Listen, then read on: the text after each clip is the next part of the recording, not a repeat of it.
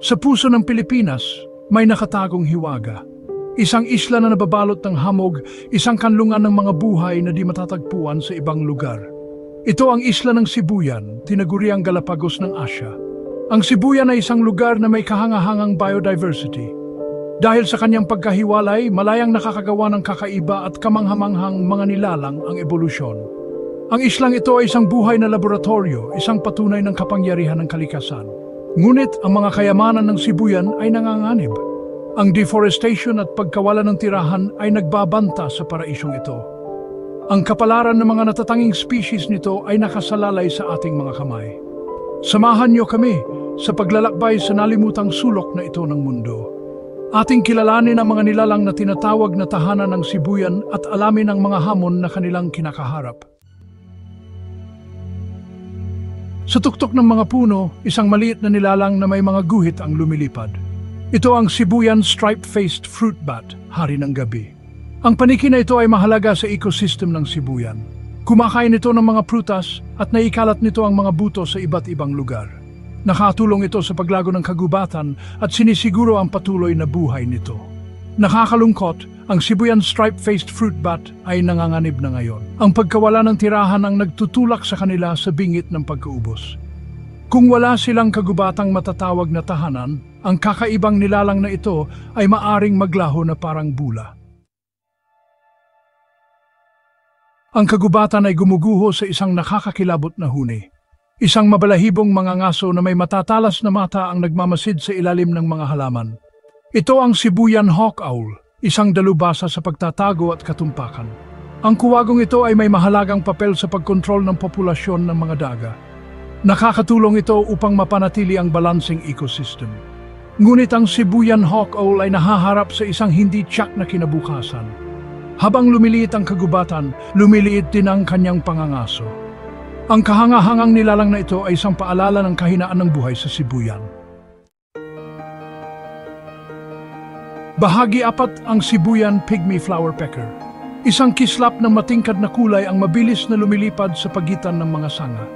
Ito ang Sibuyan Pygmy Flower Pecker, isang maliit na ibon na may malaking personalidad. Ang maliit na ibong ito ay isang mahalagang pollinator na tumutulong sa mga halaman na magparami. Ito ay may mahalagang papel sa pagpapanatili ng pagkakaiba-iba ng mga halaman sa Sibuyan. Gayunpaman, ang Sibuyan Pygmy Flower Pecker ay nanganganib dahil sa pagkawala ng tirahan. Habang nauubos ang mga kagubatan, nawawala ng tahanan at pagkain ang maliit na ibong ito.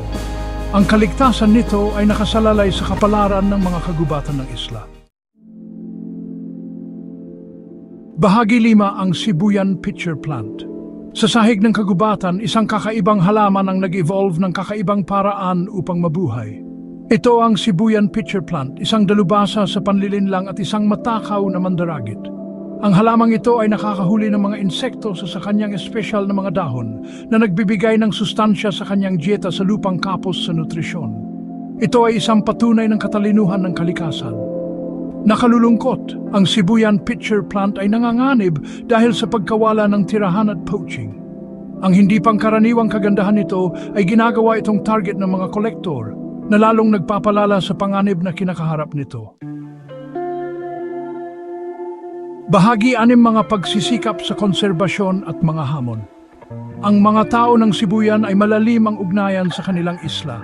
Naunawaan nila ang kahalagahan ng pangangalaga sa likas na yaman nito. Ang mga grupo ng konserbasyon ay walang tigil na nagtatrabaho upang protektahan ang mga endangered species ng Sibuyan. Tinuturuan nila ang mga komunidad, pinapanumbalik ang mga tirahan at isinusulong ang mas mahigpit na pangangalaga sa kapaligiran. Ngunit ang mga hamon ay napakalaki. Ang ilegal na pagtutroso at pagmimina ay patuloy na nagbabanta sa kagubatan ng Sibuyan.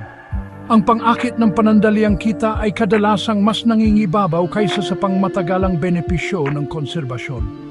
Ang kapalaran ng Sibuyan ay nakasalalay sa ating mga kamay. Tayo ba ay mananatiling tahimik habang nasasaksihan natin ang pagkawala ng kayamanan ng kalikasan na ito? Bahagi 7, panawagan para sa pagkilos, pagpreserba ng paraiso. Ang isla ng Sibuyan ay isang malinaw na paalala ng kagandahan at kahinaan ng ating planeta. Ito ay isang lugar kung saan ang ebolusyon ay lumikha ng isang obra maestra, isang patunay ng kapangyarihan ng kalikasan.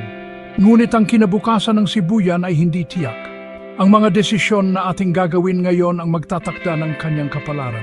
Kailangan nating kumilos ngayon upang protektahan ang paraisong isla na ito. Suportahan ang mga pagsisikap sa konserbasyon. Bawasan ang ating epekto sa kapaligiran. Magsalita laban sa deforestation at mga unsustainable practices.